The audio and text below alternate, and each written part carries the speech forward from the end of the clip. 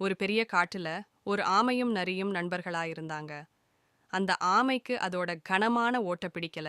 இப்படி கனமான ஓடு இருக்கிறதால தான் தன்னால வேகமா ஓட முடியல, பறக்க முடியலன்னு வருத்தப்பட்டுச்சு அந்த ஆமை. இறைவன் கொடுத்த உடல் எப்பவும் ஒவ்வொரு மிருகத்துக்கும் மாறுபடும். ஒவ்வொரு மிருகத்துக்கு தனித்துவமான உடல்வாகு கடவுள் ஏன் கொடுத்திருக்காரு தெரியுமான்னு நரி கேட்டுச்சு. எனக்கு ஒன்றும் தெரியாது, நீதான் சொல்லேன்னு சொல்லுச்சு ஆமை.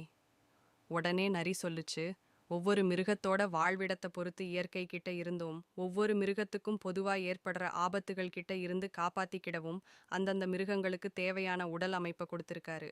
உன்னோட உடல்ல இருக்கிற கனமான ஓடு உனக்கு உதவி செய்யறதுக்கு தான் அமைஞ்சிருக்கும். அதனால அந்த ஓட்டை பார்த்து வருத்தப்படாதன்னு ஆறுதல் சொல்லுச்சு நரி.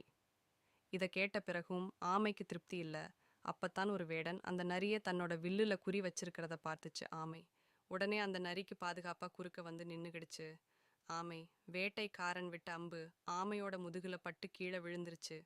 இதை பார்த்த நரி நேரா வேட்டைக்காரனை நோக்கி ஓடுச்சு.